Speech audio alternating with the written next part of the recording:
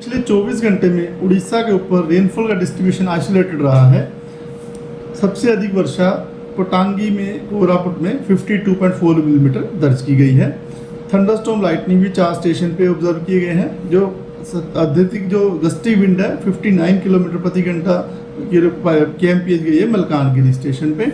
Temperature की बात करें तो हाईएस्ट टेम्परेचर संबलपुर में 42.2 डिग्री सेल्सियस दर्ज किया गया है।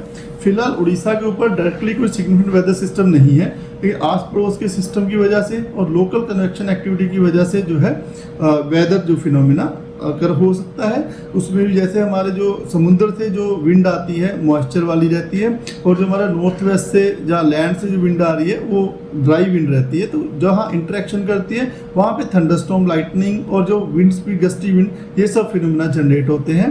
तो इस तरह की जो चीज़ें हैं वहाँ जो है मेनली हमारा कोस्टल उड़ीसा उसके एडजॉइनिंग डिस्ट्रिक्ट है जहाँ पर कि मॉइस्चर ज़्यादा होने की वजह से और विंड जो आपस में इंटरेक्शन होने की वजह से जो है ज़्यादा जो गतिविधियाँ बढ़ती हैं।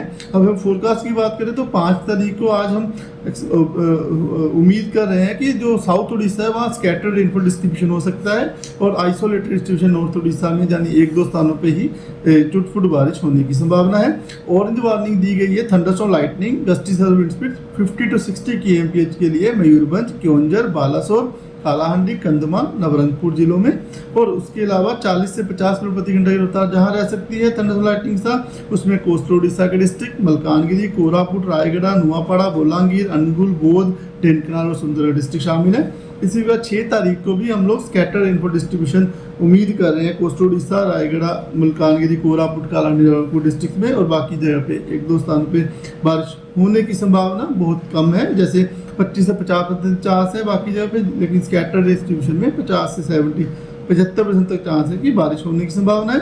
और वार्निंग की बात करें तो इसमें भी 6 तारीख को ऑरेंज वार्निंग दी गई है मलकानगिरी, कोरापुट, रायगढ़, नवरंगपुर, गजपति, मयूरभंज, क्योंझर और बालासोर डिस्ट्रिक्ट में 40 से 50 किलोमीटर प्रति घंटे की रफ्तार से विंड चल सकती है। थंडरस्टॉर्म लाइटनिंग के साथ येलो वार्निंग दी गई है कोस्टल उड़ीसा के डिस्ट्रिक्ट अनुगुल, ढेंकनाल, बौद्ध, कंधमाल, कालाहांडी और सुंदरगढ़ डिस्ट्रिक्ट में।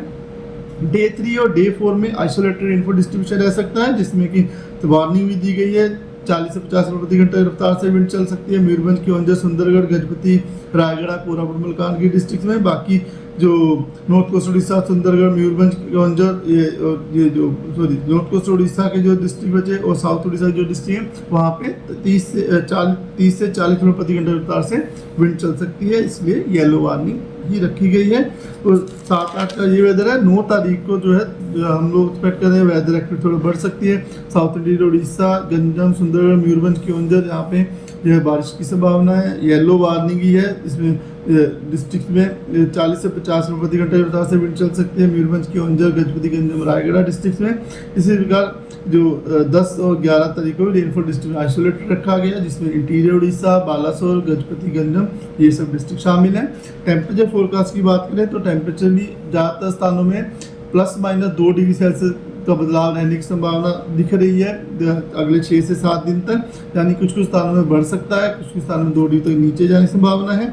और हॉट एंड ह्यूमिड वेदर जो है प्रिवेल कर सकता है डे 1, डे 2 आज और कल के ढेंकनाल, बौद्ध, संबलपुर, बोलांगीर, जौनपुर, बारगढ़, कालाहांडी ये सब, और कोस्टल उड़ीसा के डिस्ट्रिक्ट। इसके बाद डे 3 to डे 5 भी हॉट एंड ह्यूमिड जो कोस्टल उड़ीसा के डिस्ट्रिक्ट में रहने की वजह से येलो वार्निंग दी गई है। धन्यवाद।